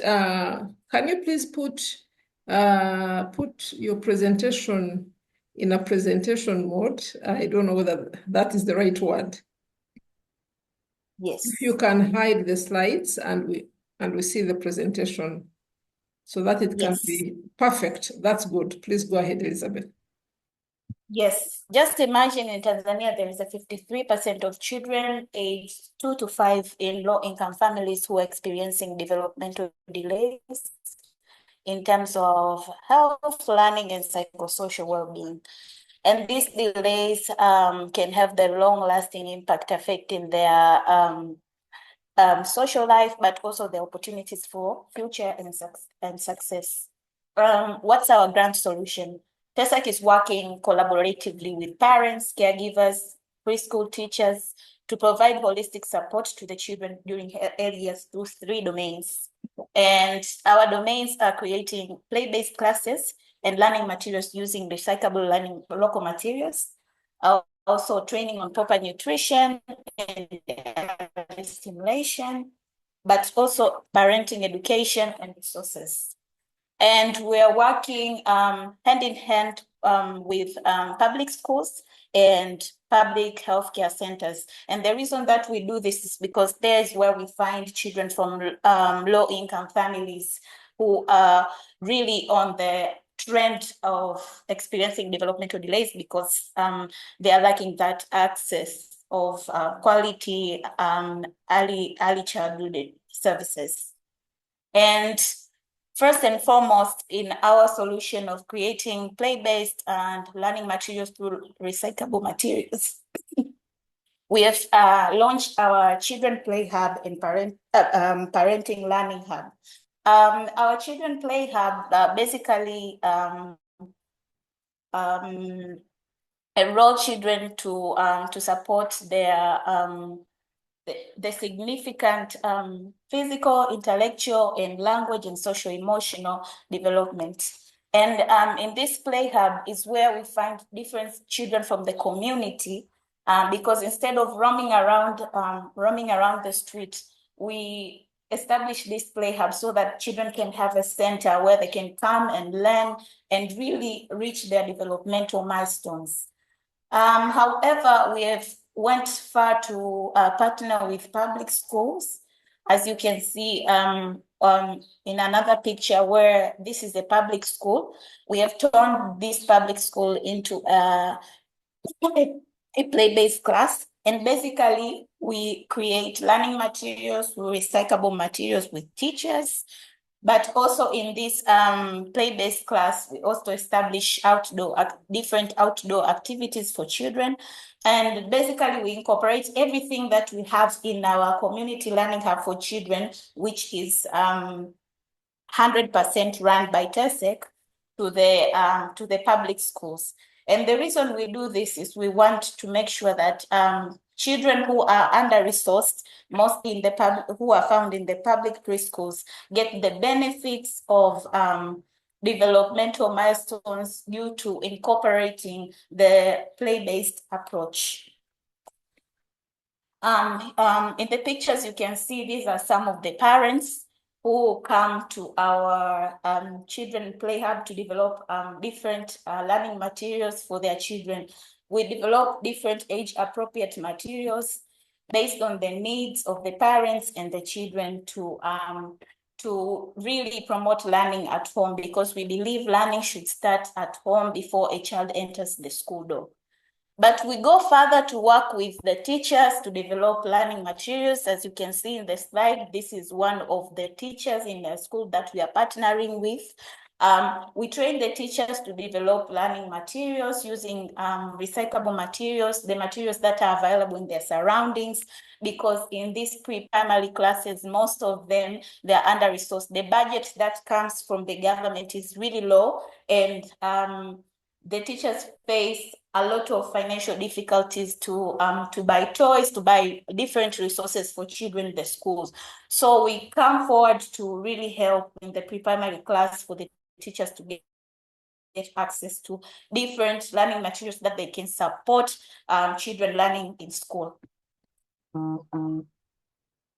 But we also train on the proper nutrition and early stimulation. We have our early stimulation hub, and in this hub is where we partner with public healthcare centers, public clinics, where we can find the parents and provide education on proper nutrition, but also early stimulation. And we start early because we believe learning should start before a child is born. So in this stimulation hub is where we train parents different strategies on early stimulation and how they can sing, they can play with their children before even they are born. But also for those mothers who already have children, training them on different games that can promote stimulation and children's senses. And this is really, the hub has really helped to bring together different parents, but also to screen children in case of developmental difficulties. That's where our home visiting program comes, where we identify those children and really an initiative to go to their households and give further care to the children in terms of malnutrition, but also in terms of different developmental delays like gross motor skills. Some children have faced problems of not walking on time, so we help parents to train the children to exercise more. For the parents who are really wanting for their children to have to really reduce developmental delays in the community. But also we have a milling station. This meal station basically supports our community with nutritious meals for pregnant women, but also for children. And in our milling station, we do fortification. Basically, we decided to do fortification because we want children to really have the nutritious meal as possible, because our main delicacy of food is porridge for children, but also ugali. So by fortifying the flour, we make sure that the mothers get the proper nutrition while they are pregnant, but also the children get the proper nutrients while they are growing up. And the nutrients that we incorporate are folic acid, but also iron, but also vitamin B12. And so this has really helped the mothers with children to be able to have access to nutritious meals, but also to help pregnant women who most of the times are facing difficulty to get the necessary food with nutrition, to get the proper nutrients which will help the growth and development of the child while they are in their mother's wombs. But also we go further by supporting families to establish vegetable gardens. All it's to promote, while we are providing training through the home visits and through the visits in the clinic and through the community outreach. But this program highly promotes also the intake of nutritious meal, where we go further to help the parents to establish vegetable gardens, which can add the necessary nutrients, especially the vitamin A, which are very necessary for the children during the early years, to get the necessary vegetables that can promote their health, because children during this age for their growth and development really need the essential nutrients which can really help their brain to develop. But we also conduct regular health checkups for children, and this basically is to help to screen children in case of any developmental delays, but also in case of malnutrition, so that we can intervene more through our program, where we support families in training them on practical education on the proper meals to provide to a child so that they can gain weight or so that they can lose weight, but also to also support parents on the basic education on how they can support their children at home in terms of health, different exercises they can do to promote their physical development, but also their brain development. And you can also see the slide on the practical nutrition education. We conduct it also in the community through the community outreach, where we collaborate with local government leaders in their community meetings. And we go there to provide nutrition education, but also education on stimulation, which is very essential for the early childhood development. But we also go further, because we cannot talk about supporting a child without involving parents, because we have seen that parents and caregivers, they are basically the ones that are closer to the child, and they're encapsulating a child to make sure that they get all the necessary things following the nurturing and care framework, in terms of responsive caregiving, adequate nutrition, also in terms of promoting their health, but also giving them opportunities for early learning. So the I can say that the parenting education and resources is basically the mother that holds all our programs, because there is where we are going to the ones who are closer to the child from very early years, from age 0 to 8. So we have our child care learning hub, which provide parents with knowledge on following the health, following the nurturing care framework from the WHO. And in our parenting learning hub, in our child care learning hub, is where the parents come together and share knowledge, but also we share challenges in child care. And this is where the parents can learn on different ways to support a child, in terms of giving them great opportunities for early learning, in terms of promoting the good health, but in terms of providing adequate nutrition to children. So this is a one-stop center where the parents can come together and share knowledge. And we also share resources to the parents. It's also where we train parents to develop different learning materials through the use of recyclable materials, because it's more economic and more sustainable for the parents, because most of the parents that we are working with are from the low-income families, and they cannot afford toys from they cannot afford toys from the shops. But we're also reaching the community to share knowledge on childcare. So we go to the communities, different communities in schools, but also different communities through collaborating with local government leaders. My time is running out, so you can see the impact where we have that number of teachers who have been trained, but we have parents who have been supported through the health checkup. We have 10 play-based classes, but we also have 1,500 parents who have been trained, 50 parents. Okay, and now I can go to the challenges. Male engagement is still low in childcare compared to the women. This is due to social norms that we have, because most of the time the mothers are the one taking care of the children. That's where we came up with our Baba Bora campaign. But also the policymakers emphasizing the role of ECD in papers, but it's still practically it's still not emphasized, because you can see the schools are under-resourced and we have few trained teachers in school, but also the clinics are also under-resourced in terms of supplement for children. But also see the light at the end of the tunnel. We have our campaign to promote childcare, which is of 30 minutes of learning and playing with the child, and Baba Bora campaign.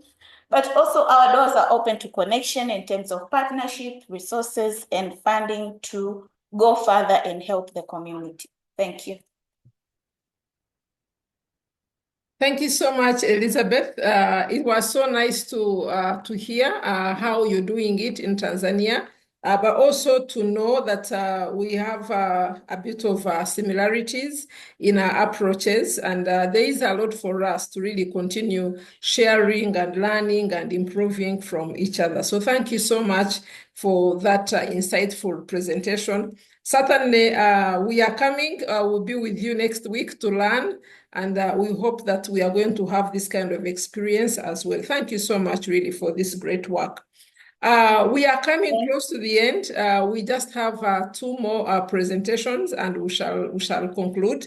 Right now, even picking from the note that Elizabeth has ended on, where she said we are open to partnerships, to collaborations, and etc. To be able to carry on our work, at this moment, we want to invite our colleague, our partner from ICDI, to share a little bit also in a short period of time, to share about how we can strengthen partnerships for impactful ECD interventions.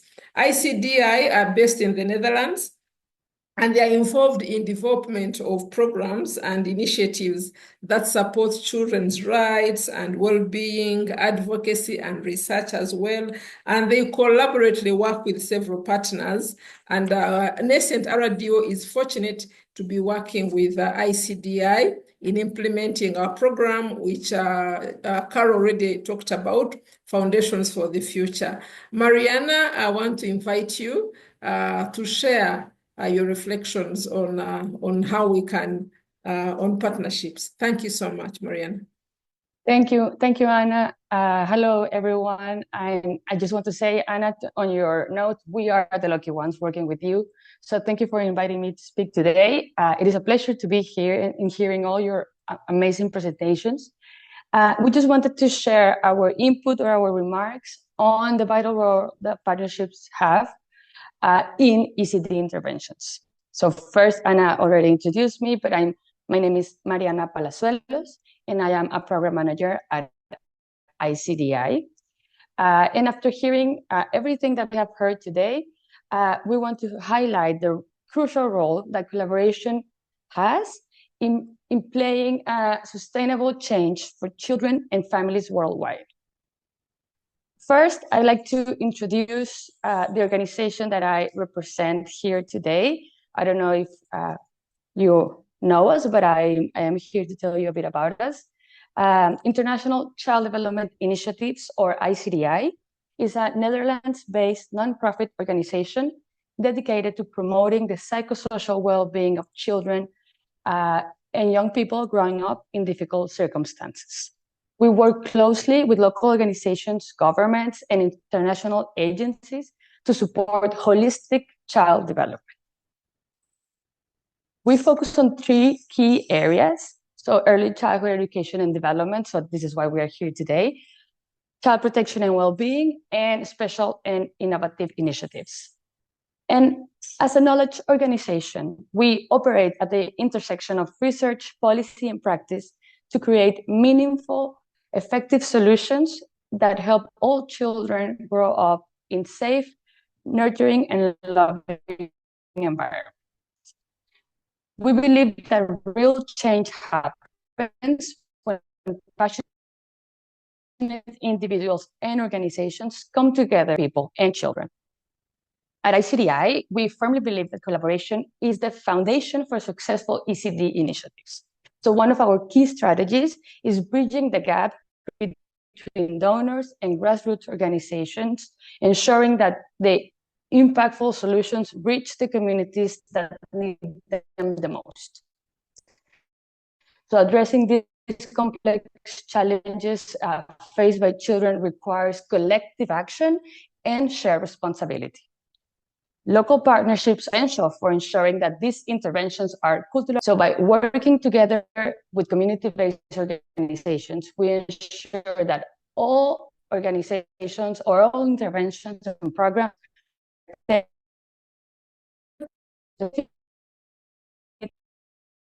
and families in that environment is equally crucial for scaling and institutionalizing ECD.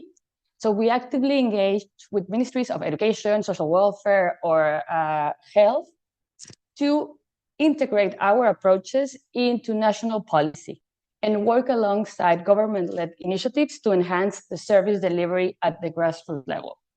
So strengthening these partnerships ensures that the ECD services are accessible, are high quality, and finally embedded in national systems. As we have heard today, the challenges of ECD cannot be solved in isolation. And I actually wrote several things that you have all spoken about, but specifically the keynote session, when we talked about multi-sectoral ECD and ACIDI today. So we know that the challenges of ECD cannot be solved in isolation. So we need strong partnerships that bring key benefits. So first, we have the sustainability. So when communities and government are actively involved, interventions have a lasting impact beyond the external funding. Second is scalability. So by working together, we can expand successful models and reach more children and families. And finally, knowledge sharing, which is something that we are doing right now. So partnerships create the opportunities to exchange best practices, innovative solutions, and lessons learned, making programs more effective. One example of our journey in strengthening ECD interventions through partnerships is making the first 1,000 days count program in Ethiopia. So I'm happy that I see some partners that we have in Ethiopia. So greetings to ESD and VEICAT. And in 2018, we partnered to pilot an initiative supporting playful learning and responsive parenting for children under 4 in the caregivers. This program combined ECD committees, which we heard today from Caroline, the home visiting program, which we also heard, and center-based activities, so the play hubs, to promote early childhood development. This project laid the foundation for our collaboration with Nascent in Uganda, co-developing the Foundations for the Future program, so the program that Anna just mentioned. So the lessons that we had from Ethiopia helped shape the program right now in Uganda, reinforcing the effectiveness of combining multiple approaches. So the home visiting, the center-based activities, the ECD committees, the access to different services, the integration of these services, and again, the holistic focus on child development. So to reach the most vulnerable and marginalized children, it is essential to diversify service delivery models. So in Uganda, how we heard today, where disparities in access to learning persist, particularly in rural areas or underserved communities, non-formal ECC and parenting support programs play a crucial role in bridging these gaps. Our play hubs and our home visiting program are designed to reach children who might otherwise miss out on critical early learning opportunities. So these interventions complement formal education by providing a safe, community-driven spaces of early stimulation, responsive caregiving, and playful learning. However, as we have heard, achieving meaningful impact requires an integrated multi-sectoral approach. So we know that ECD does not happen in isolation. It intersects with education, with social services, and health.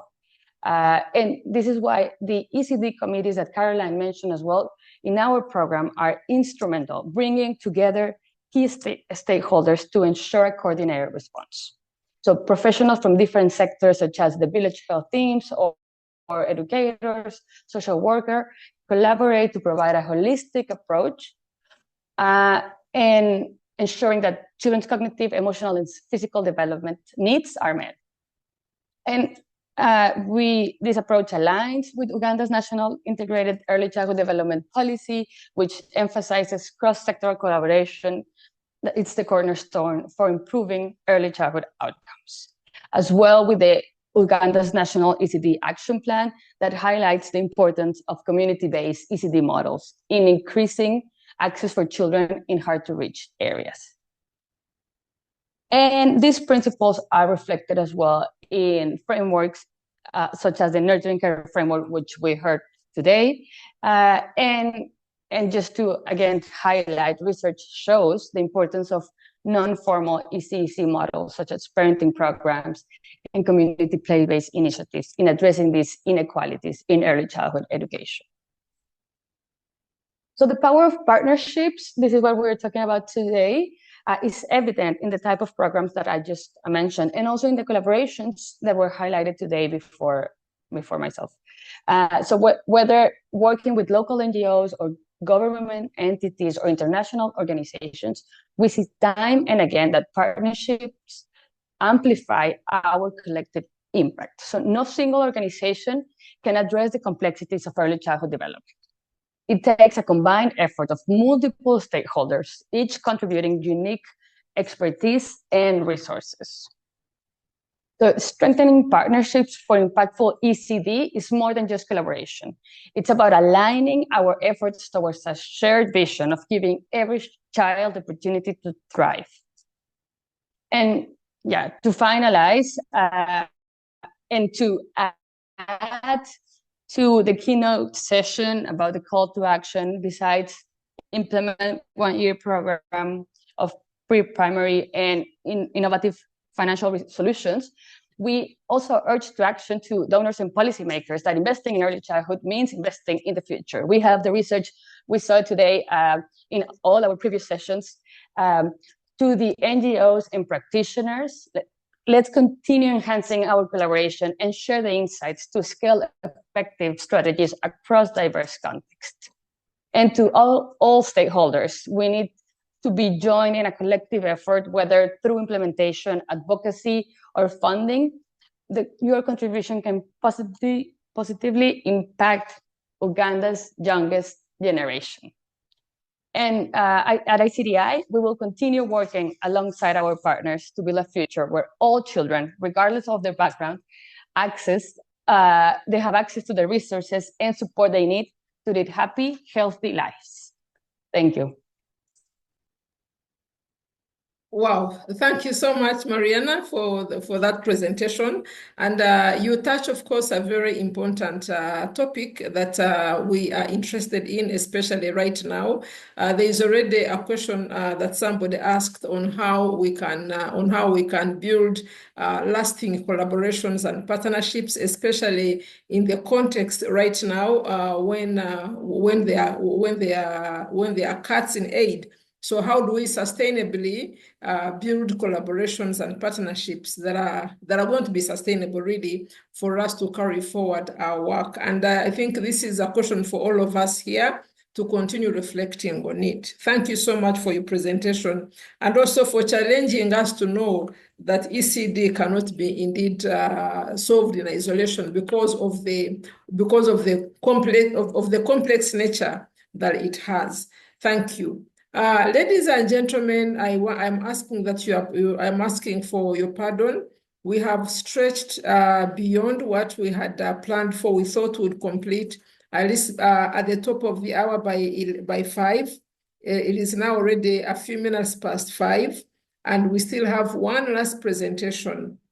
I beg that you give us an extra 15 minutes such that we can bring this to a meaningful conclusion. We just have the final presentation is we are presenting a bit of the research that we did on the program Foundation for the Future. And it was a research that touched the norms and how those norms interact with other factors to shape ECD. So if you can give us a short while, we'll be able to complete this. Barbara will take us through. We have prepared policy briefs, which we'll also be able to share with you at the end of the discussion, so that even what we are not able to discuss at length, you can have a moment and be able to interact with them. So please do give us an extra 15 minutes so that we are able to conclude. Barbara, please come on. And if you can try to use at least 10, 12 minutes, that will be very, very helpful. Over to you, Barbara. Great, thank you, Anna, and also to the previous speakers who already have indicated great insights into or on this topic of how we can advance investments on early childhood. Whereas, of course, we appreciate that all of us, in terms of contribution, is key to advancing investment in early childhood. We also want to be very appreciative of some of the key limitations that could possibly impede investments when it comes to advancing early childhood. And just to highlight, how does research inform our practice? And just to bring our experience of how we take every action to ensure that it actually addresses the potentials and the opportunities and the gaps within the community in whatever aspect. And just to highlight from the perspective of my colleague who shared experiences in Iganga, we did conduct a norm survey And of course, this is expected to inform the practice, but also we appreciate that some of these lessons can be advanced or can be can impact interventions even elsewhere, not necessarily in Iganga. And so we did a research on specifically norms. We did research on one, the implications of social norms on the health and well-being of children. And we also did a research on how community structures can enhance research on what is the intersection of social norms and early learning. And because these are all critical areas that we must ensure that are paid attention to when it comes to practice, we thought we could go deeper into them. So right on the screen, if you can all see, I know, Anna, you did introduce me, but I will just go ahead and say my name again. My name is Barbara Odongo, and I'm the Programs Manager for Social Protection within Nascent Research and Development Organization. Our first utilization of the research is to ask, do social norms have an impact on early childhood development? And ladies and gentlemen, because of the time, I'm just going to highlight briefly a snapshot of what the findings present. Next.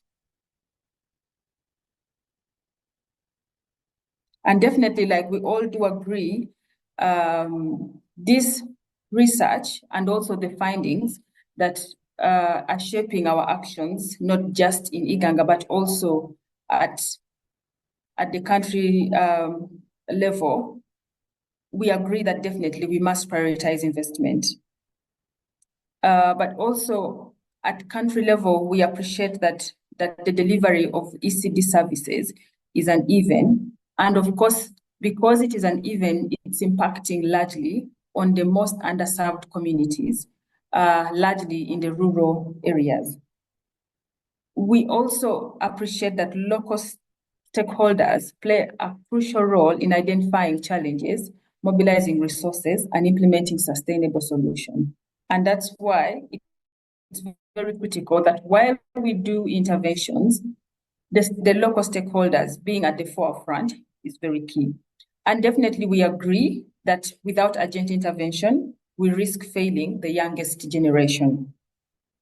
Now, the policy briefs that we have derived from the research findings definitely highlight that we definitely need to leverage on the community resources because it's one of the most cost-effective, but also scalable and sustainable strategy. Next.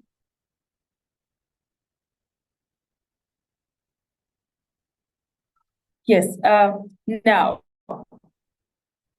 some of the findings reveal when it comes to issues of maternal health, 74% in 6 villages, the mothers believe that taking alcohol in small amounts is beneficial during pregnancy. And you can imagine vis-a-vis what the modern medicine indicates. 83.1 believe pregnant women should engage in sexual activity despite the discomfort. There is, of course, an understanding that if you do not engage in say, sexual activity, when you are, for example, due or immediately after your delivery, there is an understanding of the fear of the fear that your husband will leave you. And this kind of psychosocial, psychological distress was highly expressed by the women and mothers. And so we see, of course, several cases coming from such issues. But also we find that 3.8 prefer traditional birth attendants over hospital. And we can really also think about the implication that this has. When it comes to barriers to early learning, we see that in this community, households, 88% cite financial constraints. And we see that many children also lack basic learning materials. And so we also see that there are cultural norms that devalue early learning education. And when we think about all these findings, it intrigues what is the next action and how do we engage? What informs our action? Yes, next, Derek. When it comes to child safety and protection, we find sexual abuse and domestic violence really wide. We also find that gender biases prioritize boys over girls. And ladies and gentlemen, this research was done in 6 villages where we are implementing the Foundations for the Future project. But of course, aware that without research, then the practice and how the community can contribute to advancing early childhood can also limit on the outcomes. Next. Next, I think I've highlighted this as well, just to. Next, I highlighted the level or the community. Yes, and I will also not largely look at the discussion and the recommendations. But of course, like my colleague did mention, and I will be able to share with you these briefs such that they can as well provide insights over certain interventions around early childhood education and development. Next. Just to highlight, okay, fine. And then the second brief that has been, or that currently will inform the practice is, do community resources and how can they enhance early childhood development? Aware that we are talking about whose responsibility and whose role and to what extent, but we also want to appreciate that definitely at the community level and the structures, they play a crucial role. And look what we find. Religious institutions play a vital role, especially because there are several limitations in terms of access, but also in terms of the available spaces for learning and play and education. But also look what we find. There is a heavy reliance on herbal remedies. And there's also a heavy reliance of traditional birth attendants, like I highlighted.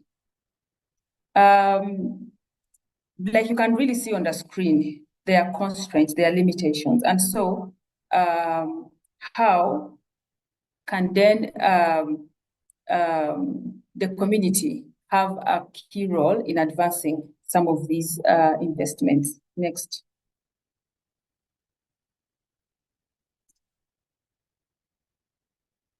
If you can go back to the previous slide before I finish. And so, ladies and gentlemen, just again to highlight, we see that community-led spaces provide cost-effective education solutions.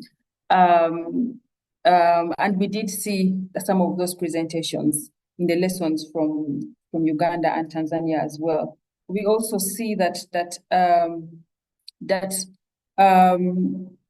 families and traditional caregivers, including grandparents and traditional birth attendants, play a key role in child rearing. And so, how do we then position ourselves to equip such structures with knowledge and information to advance investments, but also to pay key attention when it comes to the development of children? Definitely, I'm not going to highlight all the others, but as you can see on the screen, but as well, this will be shared. Yes, next. And then we did another brief that will continue to inform the practice. And this is now largely into what and how do the social norms impact on the learning? Derek, let's proceed. And just on the screen, these are some of the findings.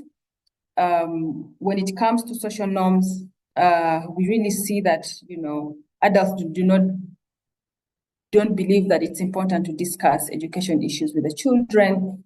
We also see that disciplining children is another aspect that of course affects how children develop, but also we see the participation of children in church faith-based learning. And so how do we equip the existing the existing religious platforms so that they can be able to advance even early childhood development? Definitely, the findings also highlight, while we talk about the issue of poverty as one of those limitations, parents being able to pay attention to work, but also to pay attention to other needs while providing the necessary nurturing and care. We see several factors limiting it, and of course, among them is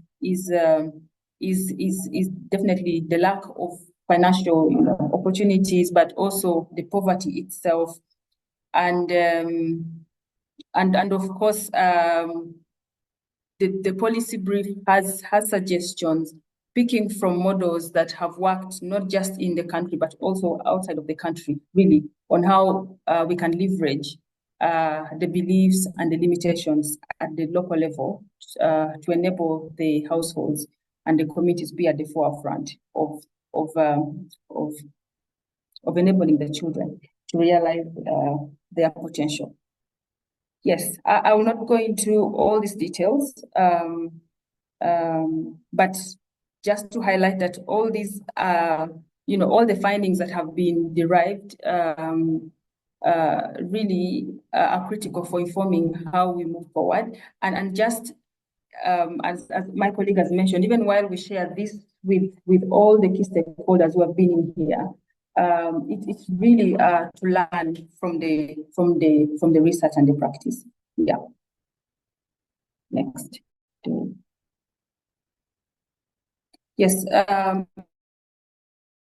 As I conclude, again, when it comes to social norms at the intersection of early learning, we really set maternal health as and if we have mortality rates, if we have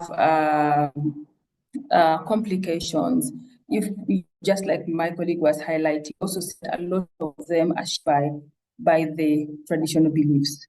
We also see that definitely, like this research highlights, there's a strong preference for traditional medicine, and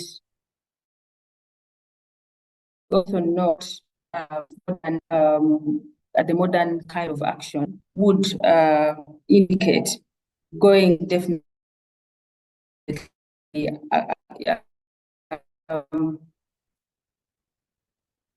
going against definitely. Anna, I really think that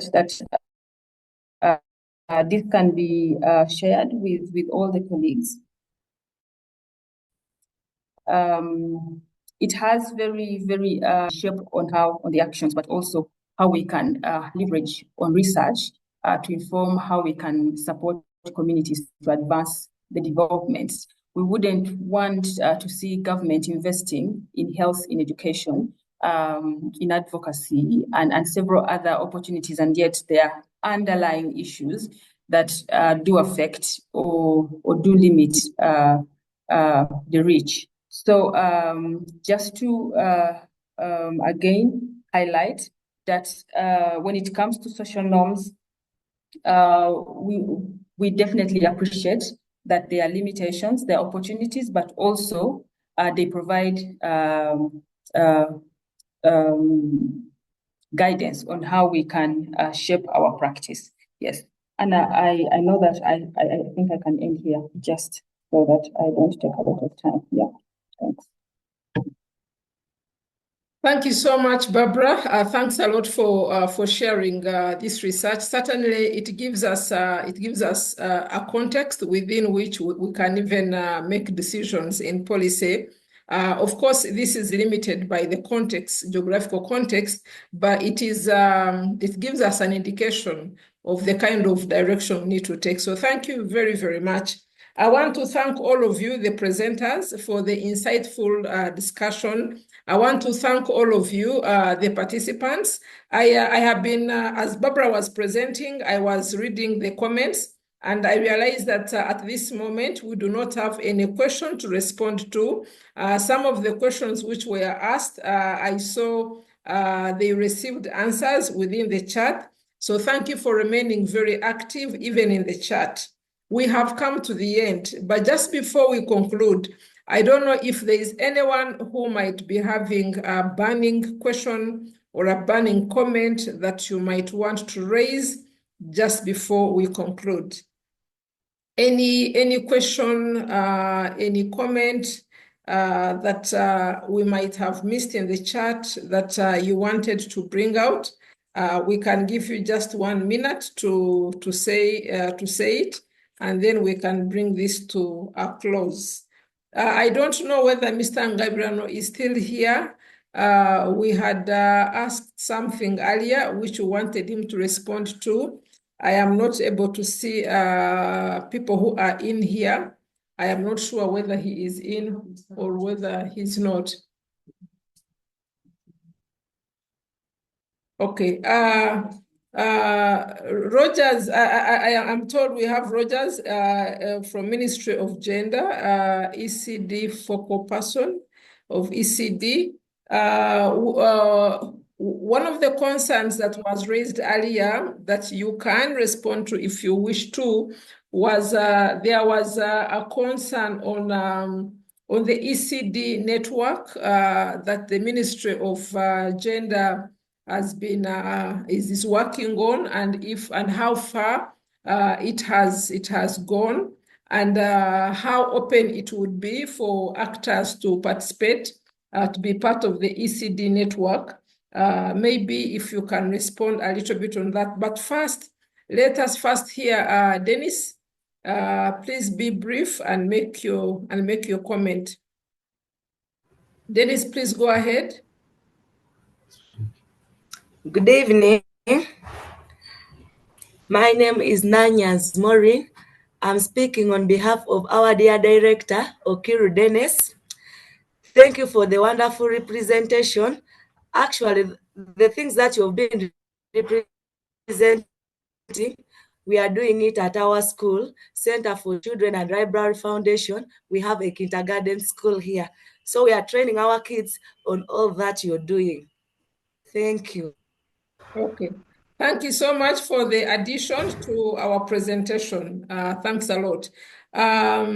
Rogers, are you available now to respond? Yes. Yes, please. Yes, Rogers, please go ahead. can you hear me? Yes, we hear you, Rogers. Yes, the National ECD CSO Network is a homegrown network based on the learning that we have received from our partner countries in the region. That is from Kenya, Tanzania, Zambia, and the others. And it's a member-based network, which is going to be open to all ECD member organizations in Uganda. And these fall under the different key sectors that we all know, because we know that ECD is multifaceted. Over the past over the past 6 months, we've been working with a number of CSOs to establish this network. We developed a draft constitution. We've held several consultations nationally.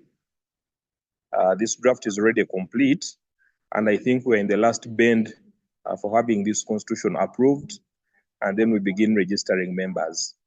What we've also done as ministry is that we are co-chairs, but the ECD CSOs already have an interim chair, who is Mr. Jimmy Obo, who works with Plan International.